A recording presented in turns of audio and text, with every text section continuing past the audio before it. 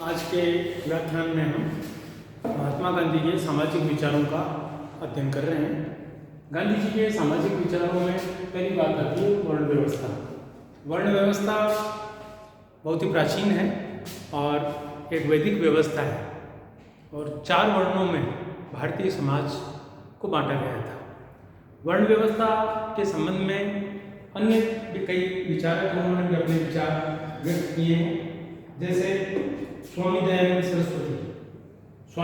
सरस्वती वर्ण व्यवस्था को बनाए रखना चाहते थे, लेकिन स्वामी दयानंद सरस्वती का विचार था कि वर्ण व्यवस्था का आधार जन्म नहीं कर्म होना चाहिए। कुछ विचारक ऐसे थे जिन्होंने कहा कि वर्ण व्यवस्था से ऊंच नीच होती है, इसलिए वर्ण व्यवस्था समाप्त होनी चाहिए, लेकिन दयानंद जी ने इस विचार को नहीं माना और दयानंद जी ने कहा कि वर्ण व्यवस्था का आधार होना चाहिए कर्म, जन्म नहीं। जहाँ तक महात्मा गांधी का प्रश्न है, महात्मा गांधी ने वर्ण व्यवस्था को बनाए रखने का भी समर्थन किया और महात्मा गांधी ने वर्ण का आधार कर्म को नहीं जन्म को ही माना। और महात्मा गांधी ने इसके संबंध में कहा है कि वर्ण व्यवस्था एक वैज्ञानिक व्यवस्था है और मनुष्यों के द्वारा अपना पैतृक कार्य छोड़ देने पर भारी अव्यवस्था फैल जाएगी। इस कारण से वर्ण व्यवस्था में वर्ण के निर्धारण का जो आधार है वो वर्ण के निर्धारण का आधार कर्म नहीं जन्म होना चाहिए। बस गांधी जी का ये कहना था कि वर्ण के आधार पर जो ऊंच नीच होती है वो ऊंच नीच नहीं होनी चाहिए। सभी कार्य महत्वपूर्ण है, चाहे बौद्धिक कार्य जितना महत्वपूर्ण है वैसा ही शारीरिक श्रम भी महत्वपूर्ण है, इसलिए किसी भी काम को छोटा या बड़ा नहीं समझना चाहिए, सभी को समान मानना चाहिए।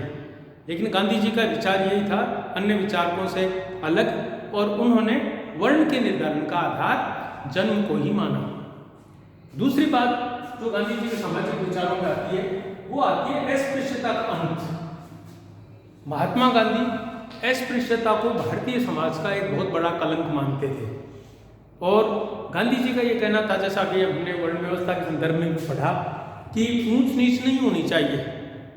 जो भारतीय समाज में ऊंच नीच की भावना है वो ऊंच नीच की भावना समाप्त होनी चाहिए, ऐसा गांधी जी का विचार था। किसी भी काम को छोटा या बड़ा नहीं समझना चाहिए। इसलिए गांधी जी ने कहा कि सभी के लिए, जैसे मध्यकालीन समाज में भी हम देखें गुरु नानक देव जी, कबीर जी, बाद में आधुनिक काल में राजा राममोहन राय, स्वामी दयानंद सरस्वती, स्वामी विवेकानंद, सभी ने अस्पृश्यता के अंत की बात कही, ऊंच नीच को समाप्ति की बात कही, लेकिन ये जो भारतीय समाज में जो अस्पृश्यता है इसको पूर्ण रूप से वो समाप्त नहीं कर पाए। गांधी जी के द्वारा इस अस्पृश्यता को समाप्त करने के लिए बहुत ही ज़्यादा प्रयत्न उनके द्वारा किए गए। इन्होंने मूलतः उसको हिला दिया उस सिस्टम को, और उन्होंने कहा कि अस्पृश्यता का अंत होना चाहिए, सभी को समान अधिकार मिलने चाहिए। उनका ये कहना था कि ये एक घातक रोग है, सारे समाज को नष्ट कर रहा है, इसलिए सभी को मंदिरों में प्रवेश दिया जाए, सभी को पूजा आराधना का अधिकार दिया जाए और किसी के साथ भी छुआछूत नहीं की जाए। ऊंच नीच का जो भेद है वो ऊंच नीच का भेद समाप्त होना चाहिए। तो गांधी जी अस्पृश्यता को समाप्ति की बात कही गई। गांधी जी के इन विचारों को संविधान में भी बाद में स्थान दिया गया। तो गांधी जी अस्पृश्यता को समाप्त करना चाहते थे।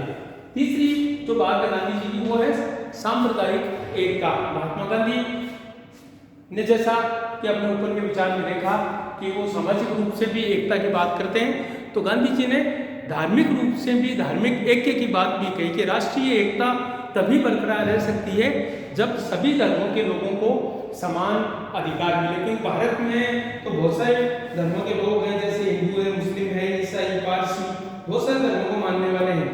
इसलिए गांधी जी ने कहा कि राष्ट्रीय एकता तभी बरकरार रहेगी जब भारत में सांप्रदायिक एकता आएगी।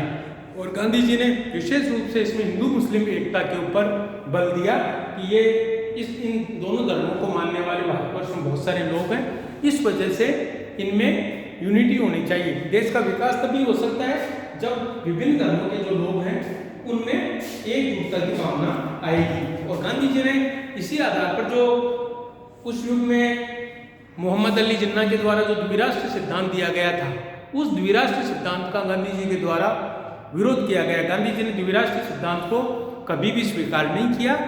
गांधी जी चाहते थे भारतवर्ष में सर्वधर्म समभाव हो, सभी धर्मों को मानने वाले जो लोग हैं उनको समान सुविधाएं प्राप्त हो। धन्यवाद।